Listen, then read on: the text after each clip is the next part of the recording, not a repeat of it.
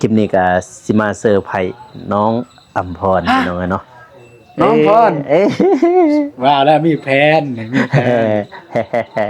พี่น้องสิเซอร์ไพรส์น้องอัมพรแล้วก็ไปเบิ่งนำกันเลยพี่น้องเนาะสิยาวสำใดก็ไปเบิ่ง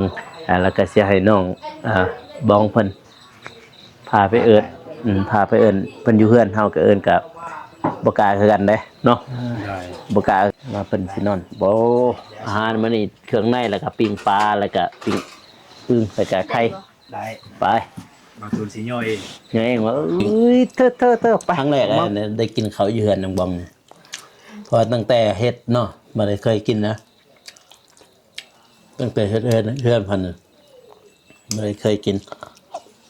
แล้วก็มื้อขึ้นเฮือนก็บ่ได้มาทำเป็นยังจึงบ่ได้มาบ่สบายเด้เซอร์ไพรส์น้องอัมพรพี่น้องเอ้ยบ่ได้ว่ายังอยู่นี่เคยบ่เคยกินบ่พิซซ่าเคยกินบ่เคยแม่นบ่ไปเลยเฮ้ยมาบัดนี้แล้วอยู่บ่เว้ยทันทำโอ้ยยังนี่เอ้ยโอ้ยเคยกินบ่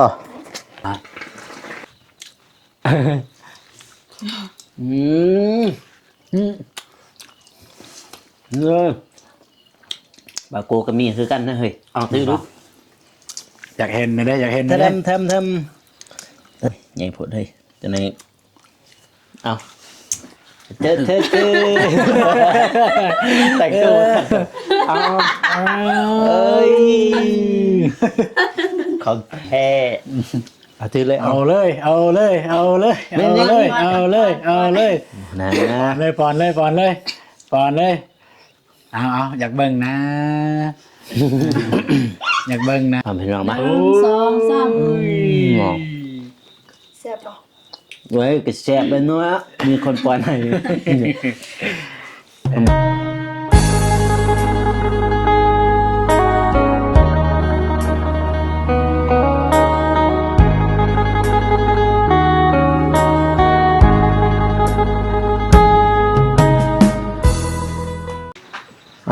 ต่อจากอีพีที่แล้วพี่น้องเลยมาอยู่บ้านน้องนี่คือเก่าน้องบองคือเก่าพี่น้องเนาะบรรยากาศยามแรงเสียงลงแน่เฮ้ยบัดนี้อยู่ค่ำพี่น้องเลยอยู่มืดอยู่ค่ำมาหอบดึกนะก่อนอื่นมัดจะสบายดีเด้อพ่อแม่พี่น้องเนาะบ่ว่าสิอยู่ภายในหรือว่าต่างประเทศก็ยินดีต้อนรับเข้าสู่ช่องบ่าวโกชนบทสปปลาวพี่น้องต่อจาก EP ที่2พี่น้องเนาะก็คลิปนี้ก็สิมาเซอร์ไพรส์ฮู้บ่ยังคลิปนี้ก็ให้เบาตูนบ่คลิปนี้ก็สิมาเซอร์ไพรส์น้องเบาตูนโนแมนตูนนี่แล้วก็เดี๋ยวกันพี่น้องคลิปนี้ก็สิมาเซอร์ไพรส์น้องอัมพรพี่น้องเนาะน้องพรว่าแล้วมีแผนพี่น้องสิเซอร์ไพรส์น้องอัมพรแล้วก็ไปเบิ่งนำกันเลยพี่น้องเนาะสิยาวสำใดก็ไปเบิ่งแล้วก็สิให้น้องบองเพิ่นพาไปเอิ้นเพิ่นอยู่เฮือนเฮาก็เอิ้นกับบ่กล้าคือกันเด้เนาะได้บ่กล้ากันเด้สิเอิ้นแล้วก็เพิ่นมาเล่นอยู่นี่แหละพี่น้องอยู่เพราะเพิ่นกับบ้านน้องมองไกลกันนี่แหละเฮือนไกลกันพี่น้องแต่ว่ามื้อนี้ก็ถือว่าเป็นหยังคือว่ามาถ่ายคลิปดึกหรือว่ายามแลงเพราะว่าตอนเว้นหั่นฝนตกพี่น้อยเนาะก็เลยมาตอนค่ำซะจักรบกวนน้องเพิ่นก็บ่จักแล้วก็สิได้กินข้าวอยู่นี่แหละพี่น้องไปน้องบ้องเดี๋ยวฮะแจ้งเบานงก่อนแจ้งบ่แจ้ง FC ว่าเป็นหยังยานว่าเพิ่นเบิ่งไว้บ่เห็นเบานงกันนะอ๋อเบานงเพิ่นลงคลิปเลยเด้แม่นแต่ว่ายาน FC บ่เห็นทางเบานงนะเห็นทางเฮานะแจ้งไว้เลยโอ้เบานงเพิ่นคาเวียกแล้วก็สมาฝนตกเบานงเพิ่นพาพ่อตู้แม่ตู้เฒ่าแม่เฒ่าไปโรงหมอแล้วก็เมียพาไปกวดสุขภาพนั่นแหละพี่น้องเขาให้ครอบครัวเบานุ่งเด้อ อบครัวเพิ่น ให้เจ็บ เนาะ ไว้เด้อ เพราะว่าเมียเพิ่นก็สิได้คลอดลูกสิได้คลอดลูกแล้ว เบบี บ่เด้อเบบี้อีช่างอีนั่นเบบี้จะมากอดกกเชาอยู่หั่นนะสบายดีจ้ะ โดยสบายดีเด้อ เนยบัดนี่มาหอบคำนะบัดนี่หอบเด้อ โดย สบายดีผู้ใหญ่เพิ่นเด้อ โดยสบายดีเด้อพ่อแม่ผู้ใหญ่ใจบุญทุกท่านนะก็สบายดี FC ฝั่งไทยฝั่งลาวหรือว่าจะต่างประเทศหรืออยู่ในบ้านเฮาก็ขอสวัสดีสบายดีเบิดสุขุสุคนเด้อ อันนี้พี่น้องบ่รบกวนติมาหอบดึกนี่ บ่ เออ เพลงดีใจ ดีใจอีก เลย ฮู้บ่ว่าสิเซอร์ไพรส์ได้มื้อนี้ได้เลย สิเซอร์ไพรส์น้องอัมพรพี่น้องเนาะเพิ่นอยู่เฮือนอยู่ติเนาะ อยู่ติ ไปเบิ่งนํกัน ไปเฮ้ยไป เป็น มีหยังอีก ไปซื้อ ไม่ เด้อ เอาดอก ว้าวไป บ่มีไผ บ่มีดอก ว้าวดีได้ พิสูจน์เลย ราคาลายตื้นเด้ลายตื้อเด้ บ่มีไผกล้าเอาดอก ไปให้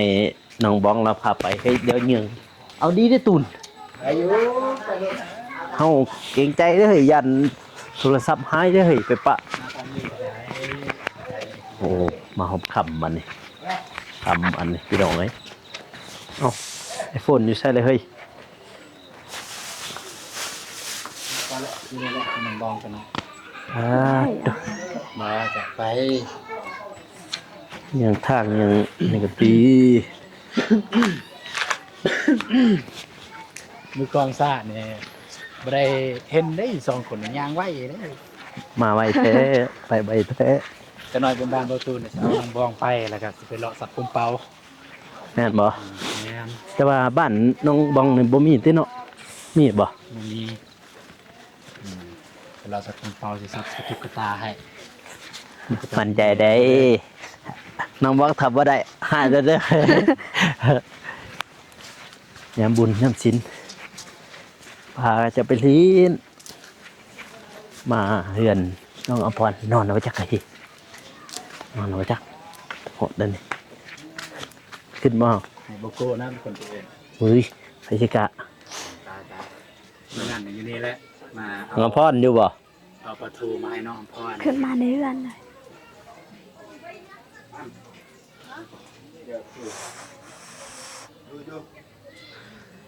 เอาเว้ย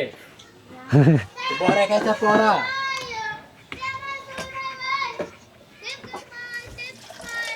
ผู้ใดเนาะเสือขาวนี่ บ่ได้เนาะบ่ได้เนาะ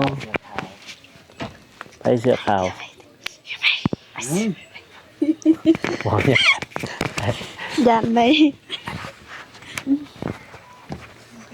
มาหอมดึกมาเลยส่วนไปกินข้าว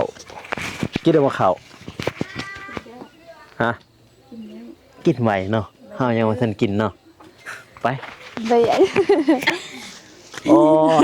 บัดนี่ เบยกำอ้อยอัด ไป เร่ไป ไปเพื่อน บ่ฮู้ น้องบ้องพี่น้องไง เร่ เนาะเราหูแล้ว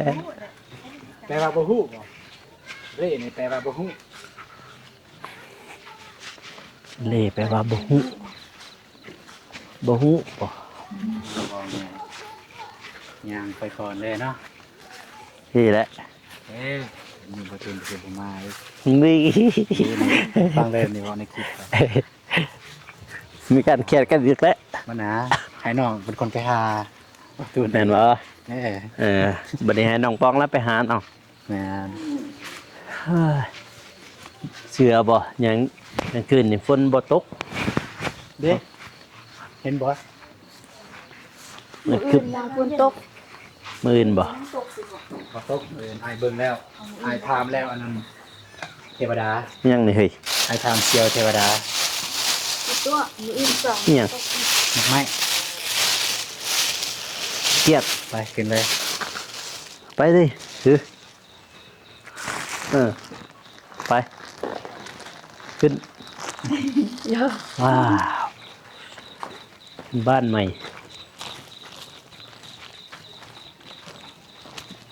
โด ตัวจะขึ้นสมบัติเนี่ย เอ้าโทรศัพท์หาย บ้าหายได้เฮ้ยกระสับหาย เบาโกมีอะไร ถึงเทิง เบาโกมีอะไรไหม กินเขาใช่แบบนี้เท่านั้นเนาะ โดย เบาโกมีอะไรไหม ถือ ดังลก ถือโทรศัพท์ขึ้นมาเลยเฮ้ย โอเคโอเคเดี๋ยวจะขึ้นร้านเชียบเจ้านะครับ ได้ยังไล่สด มีขาตังบ่เอามาให้หน่อยติเอาโทรศัพท์ขึ้นมาติเอามานึงโทรศัพท์หัน จะนะ ย่านเสียงเด้อเฮ้ยโทรศัพท์ ปะอันยาว เสียนี่ว่าวุ่นแน่โอ้ทางหน้านี่มืดสำหรับนี่นี่มีแต่บ่อนนี่เนาะมีไฟ โดย โอ้ยมาหกตึกบัดนี้นั่งลงติ ปาดเถอะเอาไม่ให้น้องอำพรทันทีจะได้ยินเสียงเราจะนะผู้ใหญ่ว่าบ่ได้ยินเสียงเราจะหน่อย ก็อยากยินเสียง อยากยินเสียงอยากเขาก็อยากเห็นหน้าเห็นตาแล้วเนาะไปใช้มือนี่น้องอำพร บ่ได้ไปใส่ บ่ได้ไปใช้อยู่บ้าน โดยนอน นอน ฝนตก ฝนตก เดไปใส่บ่ได้ ทางนี้ก็นอนทางนี้ก็ฝนตกคือกันเนาะ โดย โอ้ยฝนเนี่ยพี่น้องเอ้ยพ่อแม่ไปใช้ซะนะบอก อิหยัง พ่อแม่จะไปใช้ ก็บ่ได้ไปใส่อยู่บ้านคือกัน อยู่คือกัน โดย อืมคิดว่าไปเวียด ถ้วยบ่ได้ไปฝนตก พระคุณโอ้ลืมเลย เนี่ย อืม เนี่ย ลืมหยังเอาไปดู เป็นยังอึ๊บไปตามกรอบอยู่นี่ เอ้า แล้วแบบนี้ มันเป็นยังเฮ้ยมันคือออก ออก FC FC สั่งให้ออก เมื่อกี้คือว่าโหลดได้อันนี้นะมันปิดนิดหมดตูน นะ จะได้ โอ้ ยัง มันปิดนิดบ่เฮ้ย โน่ไม่ได้ปิด แม่นบ่ ลาวเป็นเศษได้เท่าไหร่ น้องพรไปใช้มืออื่น เด้ไอ้กู เนี่ย บ่ฮู้คือกัน บ้านทวายบ่ มืออื่นบ่ เด้อ บ่ฮู้เด้อถ้าเบิ่งบ่ตูนแต่ฝนบ่ตกก็ไปถ้าฝนตกก็หยุดแต่ บ่ไปไปเฮ็ดเด้อลงแล้วบ่ให้คลิป โดยลงแล้วบอกโก เอ้าเน็ตหมดเฮ้ย บอกโกอยู่ไซน์เงินหมดบ่ อือ อยู่ไซน์บอล อีกำลังสิได้หาเอ้ยบาดนี้แหละดาตาเบิดจ้ะรถใหม่อีกเด้อนี่ตูนเอ้ยแซ่บบ่เกียงน่ะ แซ่บ หวาน ตาเบิดบ่โอ้ เด้อ หวาน หวานบ่ หวาน หวานบ่ หวาน จ้ะ เขายังบ่ทันได้อนุญาตพ่อแม่น้องบองเนาะ น่ะแล้วนอนแล้วบ่ ยันสิรบกวน บ่มีแซ่บมึงมาแซ่บเลย โอ้แล้วบัดนี้บ่ได้ลงแล้ว ฮะ เด็กคุณแน่กิบสิได้ ได้อยู่ ได้บ่เติมแล้วบ่ นี่ได้แล้ว จิมาบ่ได้ ของอายบ่กินบ่ ฮะ กินนะ บอกให้ดูเนาะ ขอบอีกนะ เอาคาติกล่องเฮ้ย อืม ฮ่านี่ยังเห็นยังไง สิไลฟ์สดบ่ได้ จะน้อยจีได้ ว่าเน็ตเบิด เติมแล้วบ่ เน็ตนั่นนะ เห็นแล้วกันแล้ว แกงเลยจ้า ปอกให้ประตูนในน้องบองแล้วว่าเครียดได้จนวันระบบปอกให้อย่างเมื่อได้นาตูนเนาะแม่นบ่ อยากนอนสิ บ่ให้แล้วสิกินบ่ กินเนาะ ตีแตะประตูน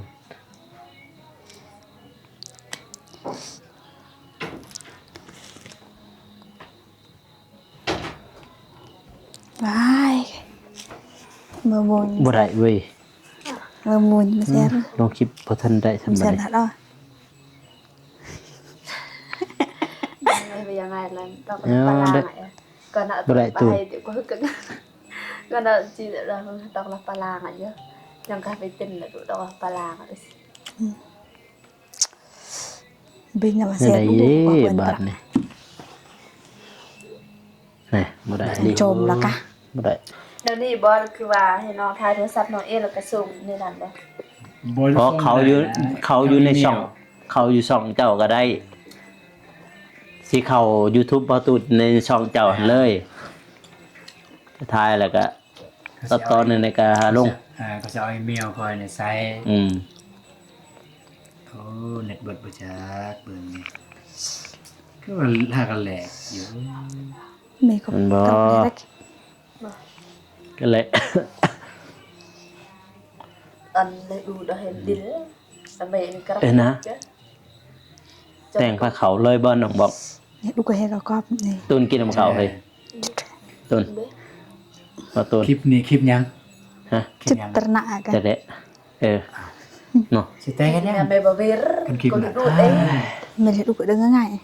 คนดูนึงจุด แล้วเราปอกมาเกี่ยงหัน ๆแล้วกิน แล้วว่ายังมาแถลงมาโอ้ให้น้องอภรปอกมาเกี่ยง พิซซ่าเด้ ปอกให้บ่าวตุนตี้อ้าย หืม เห็นไหมเฮ้ยว้าวอื้อหือหวานมาเกี่ยงแห้งหวานมัน คนปอกหวานแห้งหวานเนาะ หวานแล้วเนาะ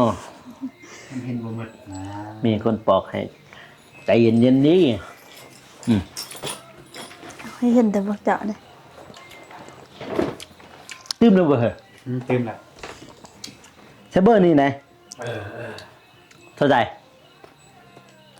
แสนห้าเหรอ แบบว่าจุด แสนห้า เวลาเฮ็ดเองถ่ายตระเด็ก ฮ่าเออ เลยกับเขาเต็มให้กูบัวละโจน พอจะเอาเป็นเดือนเลย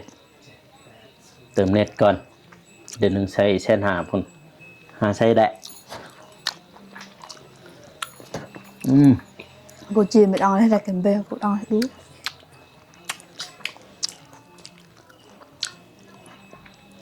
มา อืม เบอร์ กูเวนำจะตักลูกเว เฮ้กดให้ถึงได้ อ่านเลย ขาดจิตตลอด 020 อ่านเลย 95 อันนึงอันลูกเด็ก ไม่คิดไม่กวาง 25 ไม่คิดไม่กลัว เก้าเจ็ด อย่าเกี่ยว โอเค คือ 952527 โอเค ลูกหนึ่งแล้วตัดอันไม่คิด ให้มา ไม่ ตุน กวาง มาเติมเน็ต แล้วตัดจอมเรื่องงานนี่กะเกี่ยว โอเคเฮ้ยปล่อยยังกันแหละภาษายังละบัดนี้นี่ โอเค อือ แม่เลยเด้อ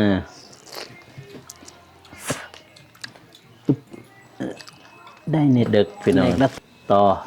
JP ใช่แล้วต้องมาตูนกินแล้วข้าวเฮ้ย ย่างไหนมาแต่เว้นไม่ใช่ให้กินข้าวและมาตูดเนี่ยแหละ น้องบองจะหนึ่งข้าวดึงน้ำมาได้เนาะมีบ่น้องบองข้าวน้ำทำปลามีอยู่ เลย น้องอภรกินแล้วข้าว ยัง ยัง ยังแล้วก็ว่าแล้ว แล้วก็มาแล้ว ยังว่ายังแล้วว่าแล้วเลยแล้วเลยยัง แต่อยู่เฮือนแล้วหรอบ่อยู่เฮือน ยัง มันใจบ่ว่าเอ้ย น้องบองได้กินแล้วเลยยัง กินแ แล้วแต่ว่ายังอยากอีก ยังอยากอีกบ่กลัวสื่อของกินมากพี่น้องไงเนาะ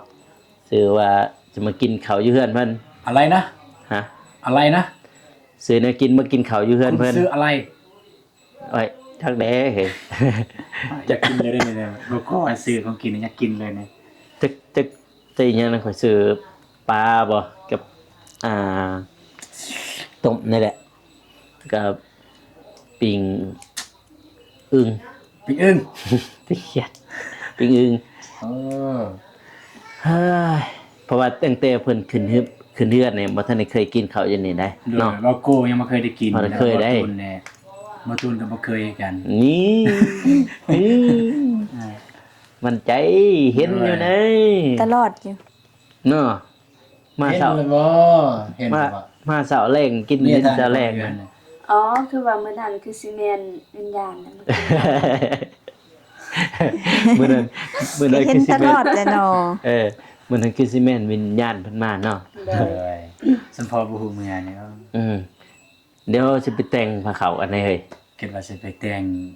เมีย นี่ แต่งปลาเขา มีนะแต่งผ้า ไป ขาวจ้ะ เอาลายย้ายห่างไปหน่อยไปแต่งปลาเขา ไป ไปสิแต่ง เฮาเนี่ย เฮาเลยบ่เบิดซีนี่บ่ ก็ให้น้องบ้องเพิ่นอยู่นี่บ่มีเขาอยู่หั่นน่ะเนาะเขา บ่ บ่มีว่าอยู่หลุม เขาเบิดบ่ มีแต่ว่าอาจารย์บ่ฮู้ อีหยังมีแต่ยานบ่ฮู้ คันว่าน้องบ่ลงอาจารย์บ่ฮู้ ก็ไปนํกันยันไปเบิดซีเลย ไป ไปไป แต่งผ้าขาวพ่อน่ะพี่น้องเอ้ย จะได้กินข้าวแล้ว จะได้กินข้าว เอ้ยไปแม่กินใส่อยู่ใส่แล้วบ่โกคงกินได้โอ้ my god เอานี่เฮ้ย oh my god บ่โก ไข่มีไข่ด้วย แต่งผ้าขาวกินข้าวแรงกินข้าวเย็นพี่น้องเอ้ยบาดน้องบ้องเพิ่นโอ้โห คือเดิมพี่น้องเอ้ย กินอยืนครัวนี่บ่ดีเว้ยเนาะ กินอยู่เท่ากันแล้วบรรยากาศดี ฮะ ยืนครัวเนี่ย แต่ว่าย่านลักไล่เขาติ บ่เป็นหยังว่าน้องบ้องกินบ่แทน บ่ เสียงหัว เบาตูนเบากับพ่อเฒ่าแม่เฒ่าแล้วว่ามื้อนี้สิมากินข้าวนำ แม่นบ่แม่นบ่มีแต่ผู้เดียวบ่ว่าบ่โกมากินน้ำบ่ มาทีมงานแล้วมากินกันโอ้ นึกว่าแมวขับไป แมวข้างหลาย เอาเป็นยังเนี่ยเอาก็ทำมาใน อ้าวคือ เบิ่งเด้อกระป้อมเอียนงูกบเขียด จะมากินหยังที่จะมา อีหยังนะ กระป้อมงูแค่เอียน เขียดกบจะมากินหยังในพวกนี้บ่มากินหยังเลย กินบ่ได้ กินบ่ได้บ่กบกินบ่ได้ กบกินบ่ได้ นี่กบ ไปซื้อกบว่า คือกันนั่นแหละ ต่างได้อันนี้เขียดอึ่งแม่นบ่ เออ เขียดอึ่ง เขียดอึ่งก็คือกันแหละ เนื้อแซ่บจะกินบ่ได้เป็นหยังกินบ่ได้โกโก้เจ้าเนี่ยซื้อเนื้อได้บ่ศึกษาก็ แค่จ้ะ คนงามส่วนหลายมักจะ กินบ่ได้เนาะ กินบ่ได้ ส่วนคนที่ไล่เนี่ยกินได้หมด น้องนี่กินได้หมด อ่า ว่าอาหารหยังกินได้หมด อืม ไปยังไง ปลายังเอิน นี่ถามนี่ ปลายังเอินเนี่ยสาวนครหลวง บ่ฮู้ โอ้โหว่า กินบ่ได้แต่ว่าสิกินลอง เพราะว่าที่สิบ่ได้ เจ้าขะหล่ำบ่หรือว่าอะไร เอาคาล่ำนั่นแหละ คลำอีหยัง ขะหล่ คลำปลา ำ คลำ ได้แซ่บ เขียด ๆเจ้าเนาะ เอาไปช่างคือคล คาล่ำกบ ำนั่นบ่ เฮา เฮ้ย เรียกว่าเฮากินแล้วเฮาแบบมีอาการภูมิแพ้ อื โอ้ ม แพ้เด้ เอาออกต่างหากสิเฮ้ยเอาใส่จานต่าง กิ หาก น สิ แล้วสิแพ้นะ อีกถ้วยหนึงเอ้ย หมุนหมดละปากไปนะ อ๋อบ่าวตูนขอเสียมารยาท ขอซิม แซ่บบ่ แซ่บแล้วเนาะ แซ่บ เอาถ้วยขึ้นได้ บอก จาน เอาถ้วยอีก เอาถ้วยใส่ต้มเด้จักต้มยังบ่จัก อ๋ออันนี้ใส่ตัวพอแล้วน้องบ้อง นี่ใส่ต้ม นี่เลยใส่บ่ถูก กินข้าวแรงพี่น้อยหรือว่ากินข้าวเย็น กินข้าวยามเย็นที่บ้านน้องบอง มาเด้อกราบทักทายสบายดีแล้วก็สวัสดีพ่อแม่พี่น้องหมดสุขุสุขคน ยินดีต้อนรับเข้าสู่ซองบอกโก้ชนบทสปปจีน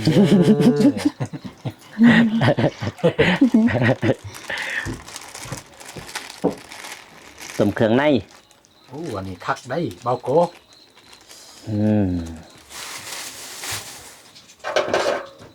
บ่ได้สิบ่คักเนาะคักหมดนั่นแหละ ผักเบิดแหน่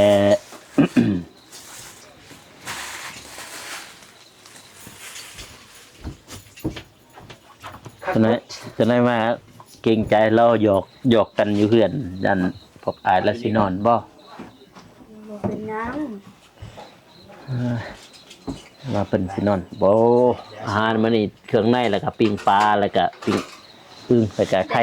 ได้ ไป มาทุนสิย่อย ไงว่าเอ้ยเธอไปมองไปเลย สะดุด ย่อได้เฮ้ยโอ้เธอบ่เคยเพิ่นนี่เบิ่นไม่เท่าเฮ้ย เอิ้นแม่ นอนแล้วว่าจัก ไปตามกองอยู่บนเลยก็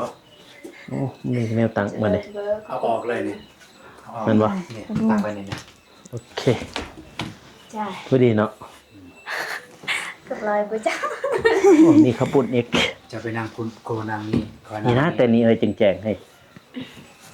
จะมา FC ก็สิเว้าบ่นั่งก่อน นั่งอยู่นี่นั่งอยู่นี่แหละ พอดี พอดีว่า พอดีแหละ สำนี้เพราะว่า นี่ คนนั่งนี่มึงนั่งนี่หักแค่ไป ไปโอ้ยเคยเลยบ่ตูนนี่ เคยเอิ้นไปหากระเบิ่งทางนี้พี่เฮ้ยเด้เบิ่งทาง มาเด้อผมจะนอนเลยแสดงว่าคลิปใหม่เนาะสบายดีเด้อ เก่านั่นแหละ กล่าวว่า กิบเก่าน่ะมากินข้าวอุ๊บป้า เดี๋ยวเนื่องในโอกาสยังเนี่ย นะ เนื่องในโอ โอ้ กาส ยกะบ่ได้ บ่ได้กินข้าวอยู่เฮือนเพิ่นเด้ อ๋อไม่ได้กินข้าวเย็นน้องบ้อง แม่น ก็เลยมาย้อนหลังก็เลยมาย้อนหลัง แม่นมาย้อนหลังมากินข้าวเฮือนน้องบองหน่อยเอาเลยเด้เฮ้ย เอาบอกเก่งใจเลยเด้ มีบ่ข้าวอยู่หั่น มี ยังบ่มีข้าวเด้อพี่น้องเด้อมากินข้าวอยู่เฮือนน้องบอง เคยไหมได้ไหมไก่ บ่โดเคยไหม เคยไหมน้องไก่ เตอเคยไหม ได้เคยไหม แม่นบ่ คือนั่งไก่ร้าน เคยไหม เคยไหมนั่งไก่ในจักหน้อยพี่น้องอันเคยไหมนั่งไก่ในจักหน้อยพี่น้องแบบอันนั้นยังเก่งใจวะเนาะ ด้วย ยังเก่งใจว่าเคยไหมครับ หยอกพลังวันนี้2 เดือนต่อมา จำหมดแล้ว2 เดือนต่อ 2 เดือนแล้วเนาะกินข้าวแรงกินข้าวหอมพากินปลาหอมทอด เสียบ ครับป่ะ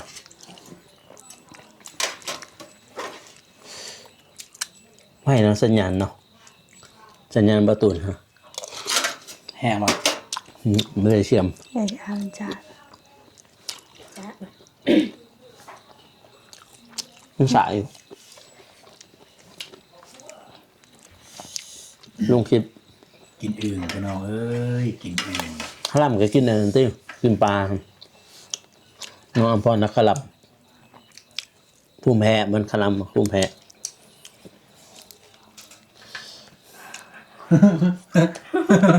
ไม่อยากไหวครับ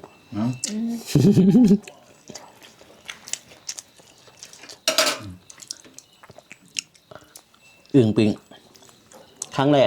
ได้กินเขาวอยู่เฮือนนางบองเนี่ยเพอตั้งแต่เฮ็ดเนาะมาได้เคยกินนะตั้งแต่เฮ็ดเฮือนพันธุ์มาได้เคยกิน แล้วก็มือขึ้นเฮือนก็บ่ได้มาทำ เป็นหยังจึงบ่ได้มา บ่สบายเด้อ ทีมงานได้เสร็จหายว่าไปแน่เสร็จหาทีมงานเสร็จหาแล้วนะ ฮะก็หลายอยู่ บ่ตุนเสร็จหาย ยกเว้นบาตูน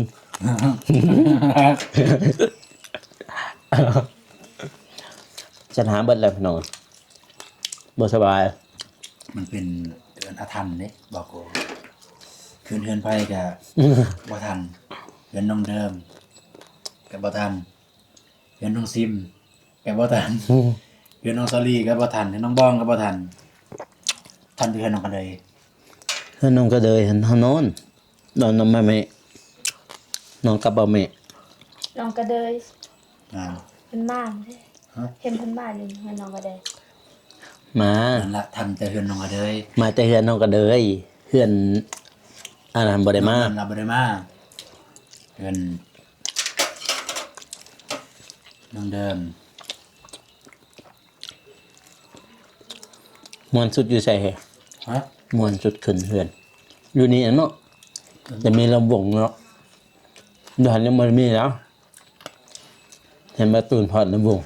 คักเลย โอ้มีไข่อีกมีปอนกันอีกบ่ตะแรกก็กินไข่เห็นไหมเฮ้ยบัลลังก์นัง สิพักกันเนี่ย ตอนนั้นที่ เราบ่กินนะฮะ ในนะปอนเนี่ยนะอ่า เอาบ่ ได้ๆเดี๋ยว เอาปอนมาตุน ปลาเนี่ยปลาอย่างไรปลากดบอก หมาไปจาดไปนั่นนะบอกกดแบบนึง ปลาน้ำคลองพี่ อันนี้ได้ปลาน้ำคลอง บ่ บองหูเนาะ ปลาธรรมชาตินั่นแหละ ปลาธรรมชาติ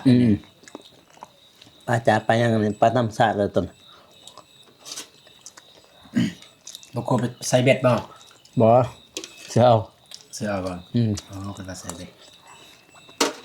ขึ้นมาต่อกับใส่เบ็ดเลย ใส่อยู่ใส่ คือ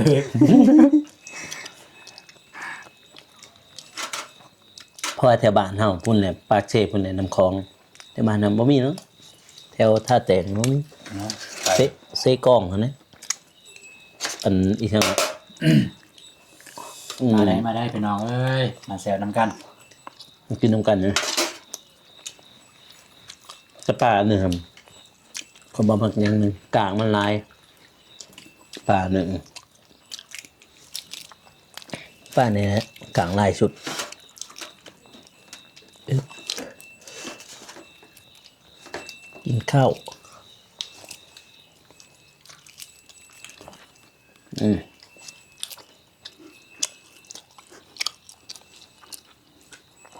หอบดึกบันเนี่ยกินข้าวอยู่เนี่ยบาตูนนี่คือลายเครื่องลายข้างนั่นเราะกินเนาะเขา แม่นมาทุนบ่ประมาทแล้วเนี่ย เบิดเขาเป็นกระสอบไปเนาะ เป็นเหล้าแล้วก็จะน้ำบองจม ยินบ่ หืม ยินบ่ แม่น ยินวันไหน เมื่อวาน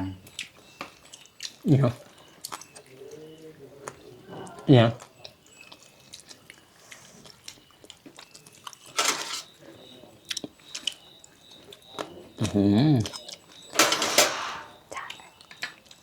มันเด้อพี่น้องเด้อมากินข้าว บ่ฮู้ ระวังขาเปล่า แล้วบักกับแกะมาไว้อีกเท่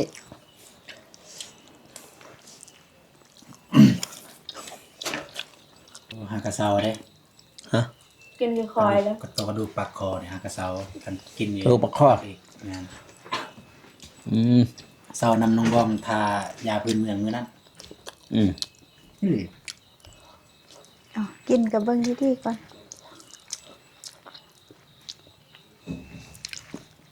ปลาเนี่ยกระดูกทั้งร้ายเนาะ มันกระดูกกลาง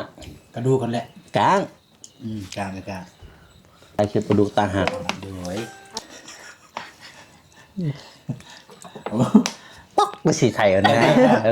ฮะ แต่งเพลงว่า ฮะ โมโกแต่งเพลง กัน ว่า จาอึกอ่ำ อ้าว ไปจั่ว โปรโมทได้บ่เพลงซื้อหยังเพลง ท่านบอกนะ เป็นแบบนั้น ท่านบอกซื้อเพลง มันเกี่ยวกับทีมงานเขาว่า เกี่ยวกับบอจูนนะ โอ้ให้ประตูเล่น MV ป่ะ บอจูนนั่งเบิงให้บอจูนนินMV นะ ก็สิแสบเนาะ เดี๋ยวยัง กินกระปุ่นน้ำจิ้ม ยาเข้าบ่ อะไรอย่าง บ่ บ่ก็ เอาไปกินน้ำนะ บ่ได้ยินบ่ผู้สาวว่าหิวข้าว ที่เขา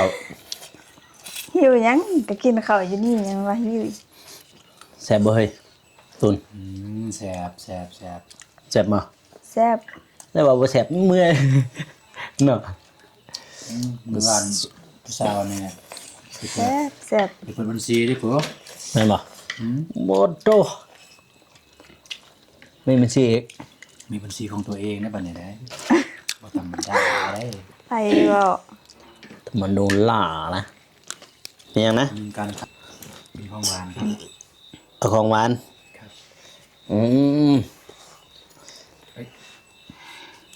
ปุ๊บโตกินข้าวแรงเด้อพี่น้องเด้อกินข้าวเย็นอยู่บ้านน้องบ้องเพิ่นก็มีน้องอภรมากินน้ำมันนี่นะแต่ว่าสิให้กิน3คนนี่ยันว่าสิบ่แซ่บก็เลยไปชวนน้องอภรมากินน้ำแฮงแซ่บคักบัดนี้นี่แฮงหวานคักบัดนี้ปูยังไง น้องก่อนใส่เสื้อสีหยังวะโอ้โห จักแด้จักสีแบบสีแบบทะลุตาหนัง สิบ่ว่า สีบัวเพิ่นน่ะอิ่มแล้วบ่ ยิ้มแล้ว อิ่มแล้วอิ่มแล้วบ่ตูนน้องพอดน้องบ้องอิ่มแล้วบ่ ในหัวก็สิแม่นแต่น้องอำพรเนาะ เกอะได้แบบว่าสมองบ่ทันการนั่นน่ะสมองแบบบ่ทันการน่ะสมองอยู่แต่น้องอำพรน่ะสิเว้ามากอ่ะเกอะบัดนี้ซื้อเฮ้ยยังไง นะ กินคืออยากแท้หวานบ่ ซุป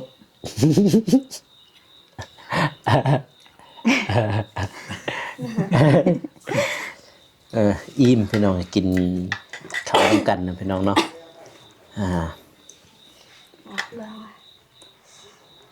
แล้วก็ว่ายังสั่งนี่ กสิปะ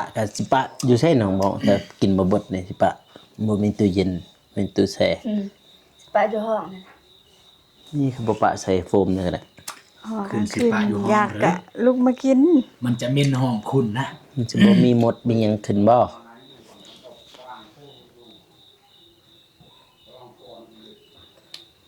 บ่มีมดมีหยังขึ้นบ่ยันมดไตขึ้นต้มในใส่หม้อก็ได้ติต้มบ่เบิดก็ใส่หม้อโอ้ยแมวแห่งหลายบัดนี้ทางบ้านเพิ่นบัดนี้อีกอย่างก็บ่มีตู้เย็น กินลองกินดีวะ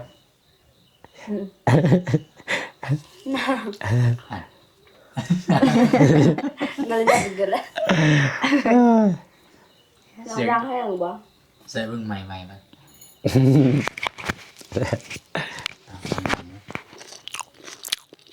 แสบเลย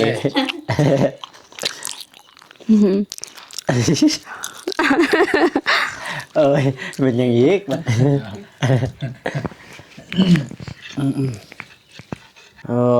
บาตูนเพิ่นนี่ก็บ่ น้องเป็ดประตู อันนี้น้องเป็ดหาไอ้ตูนบ่อยู่หั่นเนาะเนาะบ่ทันได้ไปนั่นเนาะพาไปเล่นน้องเป็ดไปพาเพิ่นไปเที่ยวน้องบองมาอยากไปเที่ยวน้องบองเคยไปแล้วบ่น้องเป็ด เบิ่งเงิน ฟาร์มรีสอร์ท สิเบิ่งเงินในกระเป๋ากัน นะ หมดโตนะหมดโต เคยไปแล้วบ่ 56,000หมดโต เจ้ามี ต้นอายบ่ 56ข่อยมี50,000 เจ้าไอ้ต้นอายบ่ ไอ้ต้น จักใจ ไม่ได้ จักใจไอ้ต้นข่อยบ่ ไอ้ต้น ต้นมันย่าง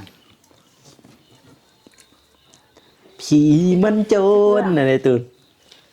ซึ้งเลย น้องทนไหนไม่ ซึ้ง ซึ้งบ่ ซึ้งเฮียง น้องบ้องเคยไปเที่ยวแล้วบ่น้องเป็ด ยัง อ๋อ เคย แม่น ยั บ่ ง เคย ยัง เคยเห็นว่าเคยโล บ่อยากพาไปบ่ แน่เนาะ โอ้ยสิเป็นยากกันยังก็แต่มีเวลาก็เบิ่งเวลาเฮา เออ ถ้ามันถ่วงมันทันก็ไปสิเป็นหยังน้องเป็ด เออ อันนี้สมมุติว่าเฮามีเวรมีงานน่ะสิไปน้องเป็ด เอาพาน้องไปลินเด้น้องบ่เคยไป จะให้มีเวลาเนี่ย ไปก็ไปมื้อเทศกาลบ่จังซี่ เออ อืม เทศกาลก็ยากเด้อเฮ้ยเทศ คน กาล วาย แล้วเวียกแล้วงานก็เฮาก็ไปอยู่แล้ว บ่คันเทศกาลเฮาก็ตั้งใจพักแล้วแหละเวียกเฮา เพิ่นมาไปเที่ยวไปหยังบ่ว่าแต่เทศกาลเนาะพาน้องๆเข้าไปเล่นไปเที่ยวไปช้อปปิ้งเคยนะพอดีพาเขาเจ้าไปเล่นเขาบ่เคยไปเด้แต่ว่าน้องอำพรเนี่ยเคยเนาะเคยบ่เคยอีกแต่ว่าเคยไปนครหลวง บ่เคย นี่สาวนครหลวง อืม สาวท่าแตง สาวชาหัง น้องบอลเคยไปตัวเมืองเซกองแล้วบ่ ตกแขงยังคือบ่ตกแขงหั่นแหละ ว่าอีก โอเคเอาแก จะพัวบ่ ขอโทษ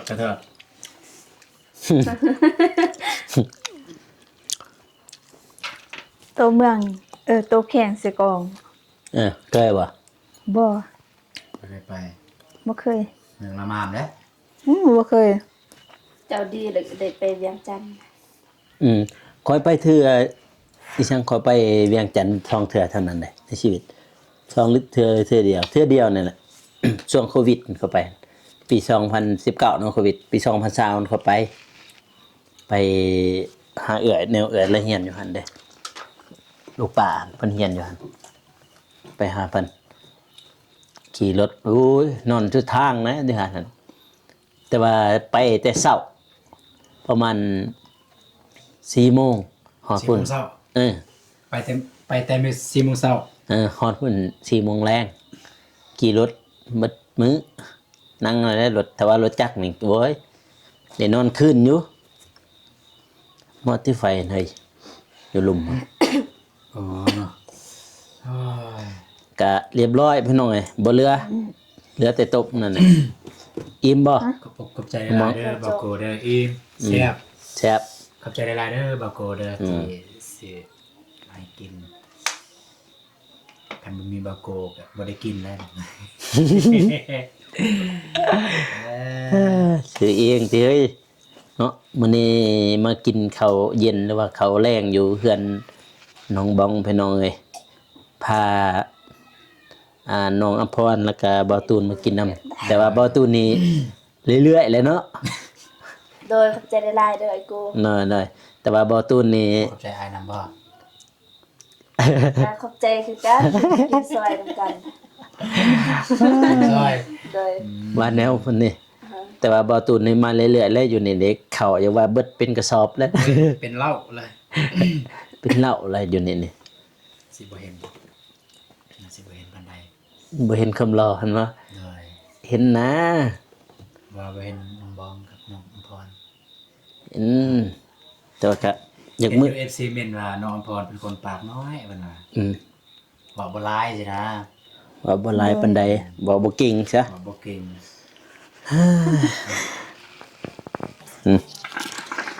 เซอร์ไพรส์น้องอำพรพี่น้องเอ้ยบ่รู้ได้ว่าหยังอยู่นี่เคยกินบ่ พิซซ่า เคยกินบ่ โดย แม่นบ่ไป โดย เฮ้ยเด้อบักตูนนี่ก็ได้เห็นบ่เฮ้ยเอ้ยม่วนเลย ดึกเดินมื้อนี้นี่เอ้าเมื่อแล้วแลนนำเด้เอิ้นว้าว ยังหอดได้บ่ ฮะบ่อุ่นเลยมันบ่อุ่นเลยโอ้โททำทรมปะตะมาบัดนี้อยู่วะเว้ยทันทำโอ้ยยังนี่เอ้ยโอ้ยเคยกินบ่นี่เคยกินบ่โอ้เธอนี่เคยกินบ่นี่เห็นบ่ เห็นบ่บางทานได้ เคยกินบ่อันนี้นั่งใกล้ๆดิให้บ่ตูนถือกล่องให้โอ้ยเซอร์ไพรส์พี่น้องเอ้ย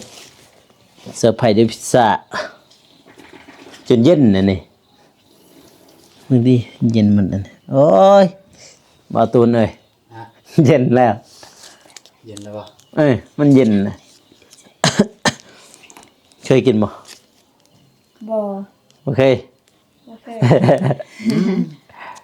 แม่นบ่นครหลวงมีได้ บ่แม่นนครหลวง ฮะ พิซซ่าเนี่ยบ่เคยกินบ่ บ่เคยกินบ่ บ่ เคย น้องบองเคยบ่ เคยกินซองเทื่อ ไม่ใช่ น้องอภรก็เคย เอ้ยพรซื้อมาให้ไอ้ตูนนั่นแหละซอง เออ รอเตรียมพร้อม อ๋อเคยกินอยู่ อยู่สวนนั่นแหละ อยู่สวน โดย สวนกาแฟ โดยอยู่เที่ยง อืมชื่อพิซซ่าไม่เคยกินเบาโกเขาบ่เคยกินเฮือนในซั่นนะเนี่ยนะเฮ็ดกระปัดตุน มันก็ นั่นน่ะเอาไปเป็นข้าวปาดไหวแล้วบ่ บ่ ทำติจิกเอาเลยจิกเอาเลย มันอยู่ในอันนั้นติเฮ้ย จิกเอาเลย จิกเอา แม่นบ่ เลย แม่เบาโกนี่บ่เคยกิน ที่แท้กับเบาโก้บ่เคยกิน ใช่ป่ะอันนี้น้ำจิ้มใช่ป่ะน้ำจิ้ม ใส่แล้วจึงเสียกู ละว่าเนาะคนบ่มักพริกเนาะโอ้ยอยากดิบ่ มักใส่พริก ใช่ออมบ่ใส่หน่อยเดียวบ่ใช่ออมมันเนาะ ใส่หมดเลยเอาหมด เอาบ่ให้ตูนเอาบ่เอาบ่ดีบ่เอานะที่ของเยอะ นี่ยัง แต่เสียดายเนาะเสียดายมันเย็นแล้วนะมันเย็นเลยเอาตัดเอาจิกเอามาตูนมาที มาตอนหนึง น้องบังเอาให้เราในหันเอาตัวน้อยๆ จะ อันเดียว กินก่อน ฮะ กินก่อน มาเด้อมาแล้ว เอาก่อนให้หอยเป็นไงว่าน้องเรามาพี่น้องมา วันนี้วันพิเศษพี่น้องเอ้ย พิเศษสุดเลย ใหม่ ฮะ สิได้เว้าเลย เนาะ ไว้จะได้บรรยายหน่อยบรรยาย ยาย บรรยายเบาโก้ เอาไหม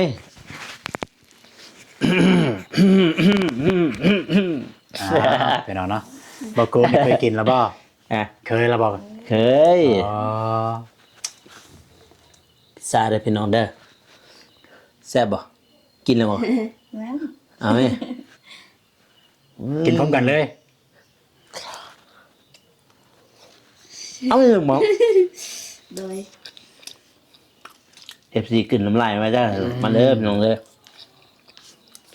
เอาให้หลังไม่เลยครับ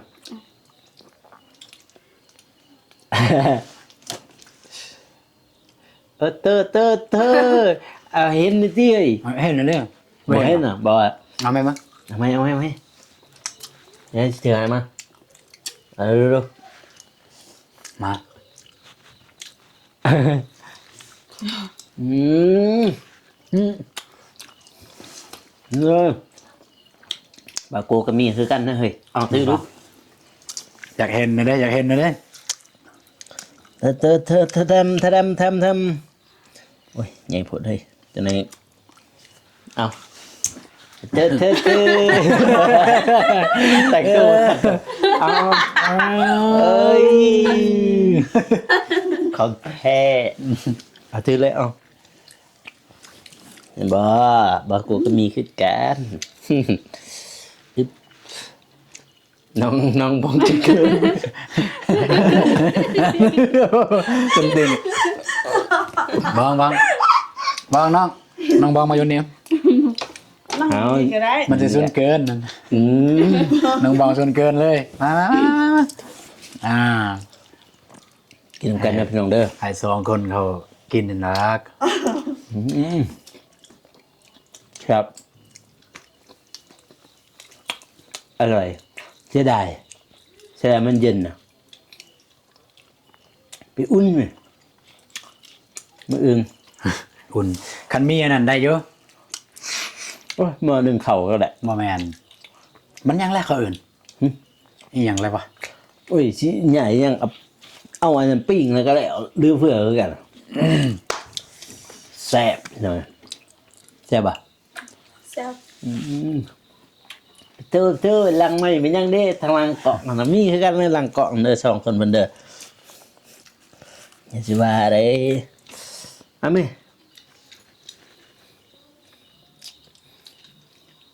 ยันมาถือกันนะเอาเลยนะนะเลยปอนเลยเอาอยากเบิ่งนะ อยากเบิ่งนะเอา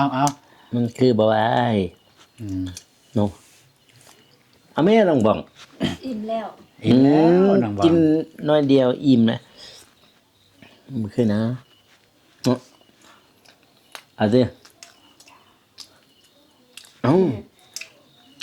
เอาแมว เสียดายมันเย็นนะซื้อแต่4 โมงนะคันบอลโอ้แซ่บอยู่ กินดีตัวนั้นเห็นบัดเสียใจได้จังหน่อยนะเนาะนั่นคือเนาะ เลย เออของแซ่บเด้อ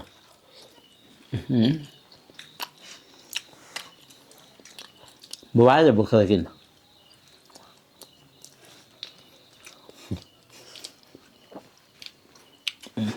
จะไปตนอายบ่จะไปตนข่อยบ่ เอาให้เรานี่เธอมีกันป้อนกันอีกแล้วไหมโอ้ยเหมือนนะเฮ้ย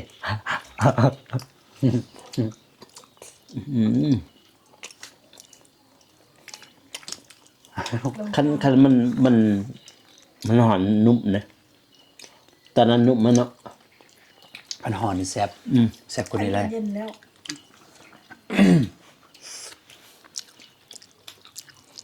นี่มันเย็นเนาะเสียดาย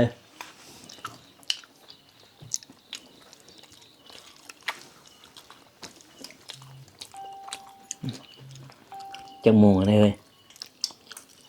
จุนจังโมงอ่ะ 8 โมง มา9 โมงอะอะไรแซ่บ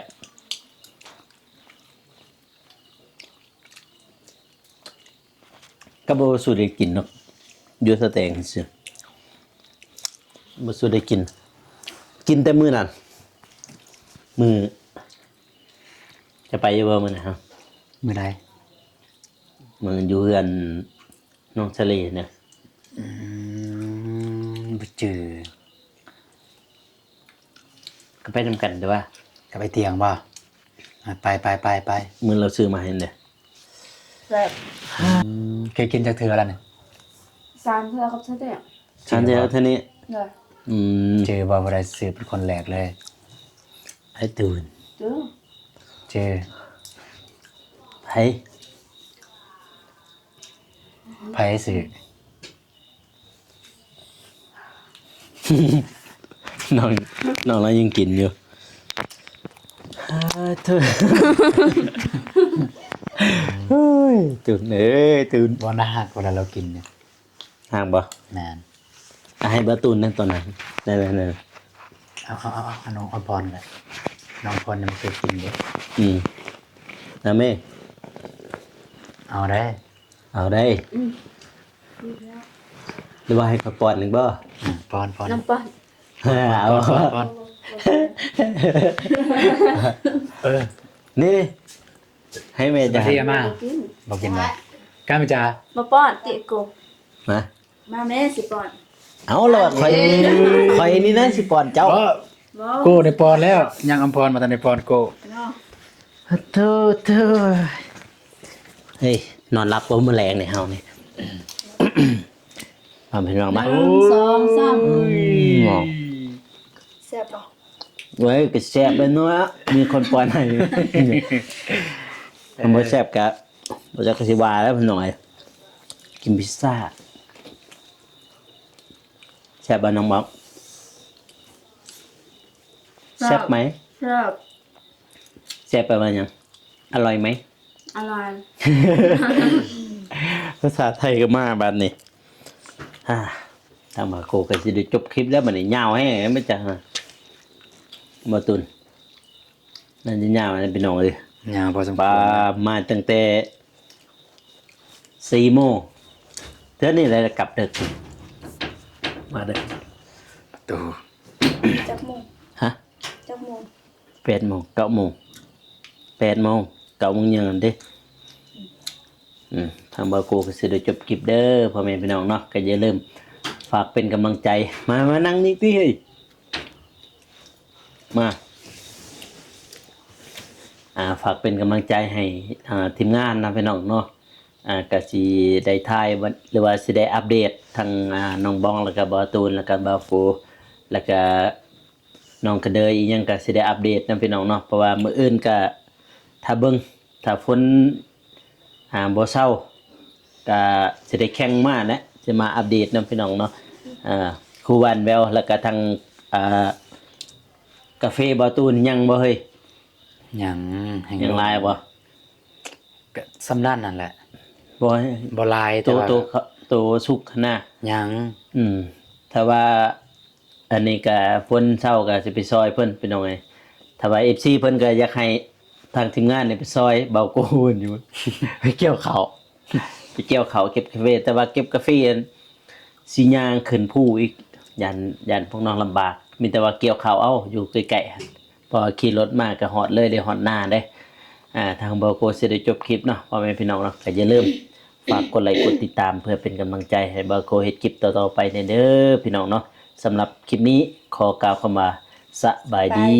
พี่น้องเอ้ยแล้วเจอกัน EP หน้าเนาะบ๊ายบายบาตูนเป็นคนทางหลังพี่น้องเอ้ยแน่นี่ บาย บ๊ายบาย ถึงเลย